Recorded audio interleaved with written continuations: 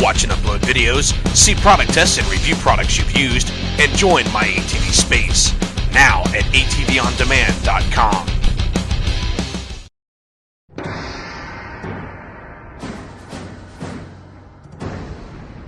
Back in 2006, 19-year-old privateer Dustin Wimmer was locked in a battle for the inaugural championship of the WPSA series with 39-year-old Factory Suzuki's Digger Doug Gust. After an intense year, the title would come down to the last moto at the final round of the season. Young Dustin Wimmer came away with an early lead, but the age and experience of Gust proved to be too much as he slipped past taking the lead, which he carried all the way to the checkered flag and the 2006 WPSA title. Along with his experience, Doug Gust also had the advantage of full factory-developed and built race machines and a mechanic who'd won championships in the past.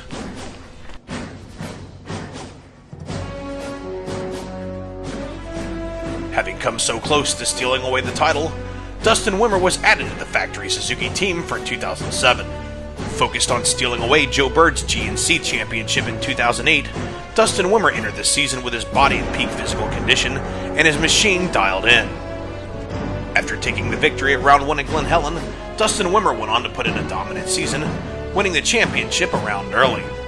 The season started off last year in about October for us. We started testing all winter, tested all the way up until Glen Helen. The week before Glen Helen, we were still doing testing. Dustin came out a few times out of California, spent quite a bit of time out there. Did a lot of training in California this winter, a lot of testing. We got the bike really well prepared. Came out of Glen Helen with a 1-1 domination there. Just beat everybody, just pulled away, won that race. Went to the next race, won both motos there. Went to the next race, won another moto. He had 5 straight moto wins in a row. The bike couldn't have been any better prepared for him than it was. It was a whole team effort to get that thing dialed in for him as we did. The season went on from there. Dustin claimed a few more victories and wrapped up the championship a race early. Now, this was a great season for a lot of reasons. Everybody on the team performed well. Chad overcame a bunch of injuries, put in some good performances. And Wimmer, always the master of being really smooth and an incredibly good riding style, finally gained that little extra edge he needed to just absolutely dominate all year. His speed's just been phenomenal, and he really deserved the title. It's good to see him get the monkey off his back, and he did just a tremendous job all year. Couldn't happen to a nicer guy as well. Of course, he still has the smooth riding style and the technique that's impeccable, but wow, what speed. Amazing. And Digger's coming through. We're here at Loretta's right now, and he's got a shot at getting second overall. So overall, good year. Things really came together for Factory Suzuki and Dustin Wimmer in 2008, proving that all that it takes to win championships is the combination of the right racer on the right machine. We know firsthand that the LTR450 is capable of winning races in stock form, but we wanted to know what it took to build an LTR450 capable of dominating the pro class. After giving us an overview, they allowed us to take the machine out on the track at Loretta Lynn's to experience the baddest ATV on the planet for ourselves. Hi, I'm Kevin Mumal. I'm the crew chief for the Suzuki Yoshimura Pro Taper MSR Rockstar ATV Motocross team, and this is Dustin Wimmer's championship-winning LTR450. Most engines that are here at the motocross races are fairly common: head porting, some cams, different piston, higher compression, run race gas, and a bolt-on Yoshimura PIM unit and an exhaust system.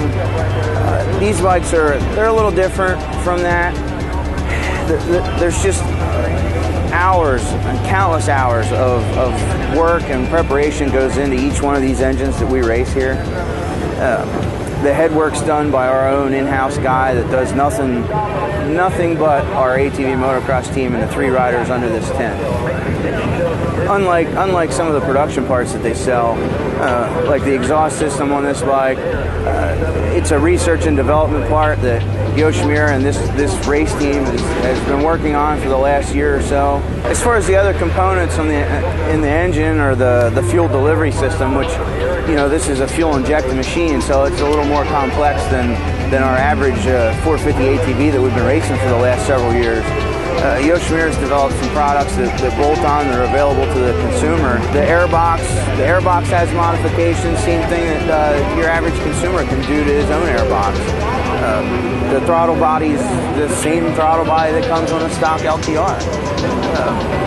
As far as the camshafts and some of the high-performance components, no, you can't buy exactly what we have, but in years to come, they will be available. That's part of our job here in this team, is to develop the components that the companies that support us, like Yoshimura, will sell in the future to the end user.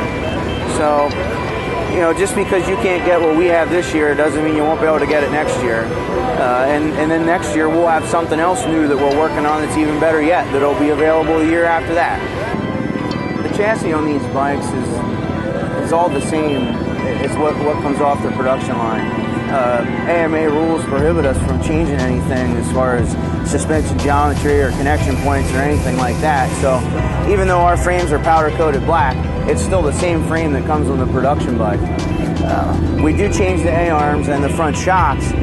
JB Racing supplies us with +2 3/8 long travel Pro Series A-arm that has virtually zero drag in the steering, and it has a full amount of travel to go along with our Fox float shocks we have. These shocks, the same geometry and components that you can buy straight from Fox or from your local dealer, along with the JBA arms, and the same as the engine compartment. There's some testing and tuning and development work that goes into these shocks that aren't available to the public today, but it's the same engineering and development that will be available in the future, and that's what makes the products better and allows the companies to come out with new things. We also run a precision steering dampener. It's by far the best product on the market as far as steering dampeners go. And again, this is the exact same product that you can buy at your local dealer or wherever you buy your performance parts.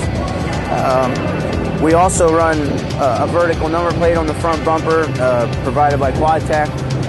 We run the beak on the front fenders. It's strictly an ornamental item, but it also protects and keeps the debris away from the radiator. While we're up here on the suspension area, something that I didn't mention in the engine department, something that's very simple for you guys at home to do. These radiator louvers don't come stock on the ATV. They're off of a motorcycle. They're just plastic louvers that you can install yourself. They need a little trim and special fitment, but it keeps the dirt from sticking to the radiator and keeps your bike from overheating, especially in a mud race. The steering stem, along with the handlebars, are crucial to the fitment of the race bike to your particular rider. The different geometries of the bend of the handlebars go side by side with the different geometries of the steering stem that are available from JB.